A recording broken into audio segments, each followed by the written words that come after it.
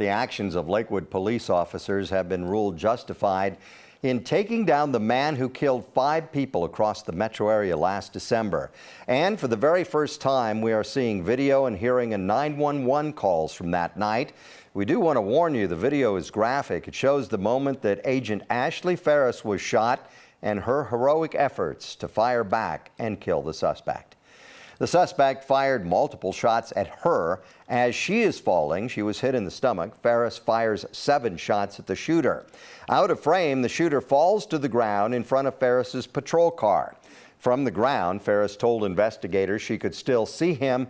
She says he appeared to be moving, potentially reloading. So on the ground, she reloaded and fired 5 more shots. Coming up in the next half hour, we will slow down the video, we'll walk you through it, and we'll hear the new audio from 911 dispatchers that night.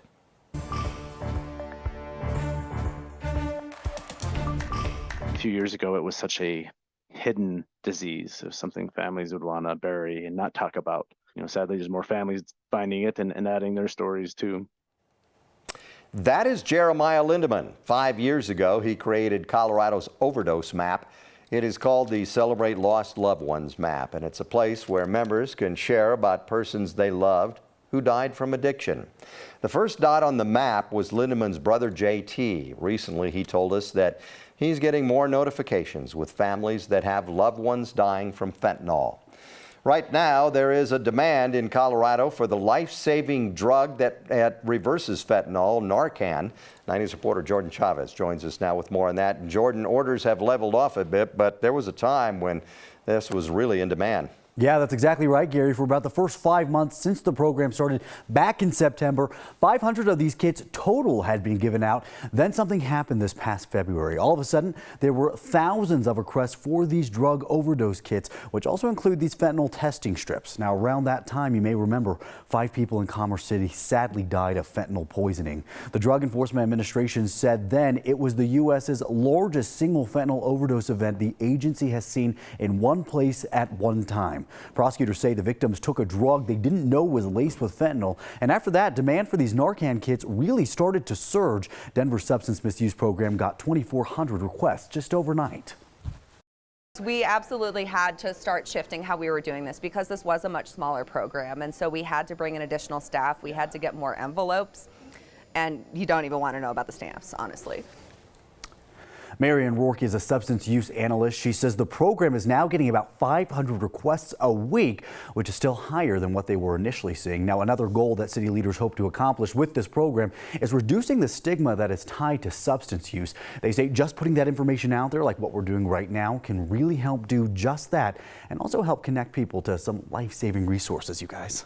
Yeah, we started hearing about this after the Commerce City case, I think. Right. That was the big one that, right. that made Narcan, in the headlines.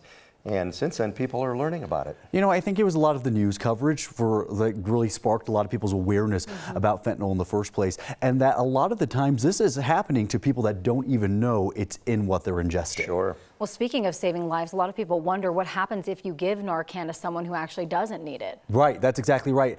I will say it is only beneficial to carry Narcan. If we have talked to experts who say if you administer Narcan to someone who may not have ended up needing it, it doesn't hurt them in any way. It can only save their life should they have absolutely needed it in that case. All right, Very Jordan, thank you. Yeah. It's 6:06 right now. Tonight, the Douglas County School Board is expected to meet for the first time for a crucial vote. The board will vote on sending a $60 million mill levy override to the November ballot. The MLO allows a school district to ask for more property tax revenue than the district gets through state funding. And the district says it is desperately needed. Right now, they receive an additional 12% in funding. They say neighboring districts are closer to or even above 25%. The district says the levy would give teachers and many support staff a raise. And an update this morning from Denver City Council. Voters will decide whether to increase property taxes to help fund public libraries. Last night, council voted 11-1 to approve the November measure. The new tax would raise another $33 million next year. Multiple council members stressed the importance of public libraries, especially post-COVID. Also last night, council approved a new grant agreement between the city and county of Denver and the U.S. Department of Housing and Urban Development. $750,000 grant will provide permanent housing for those experiencing homelessness.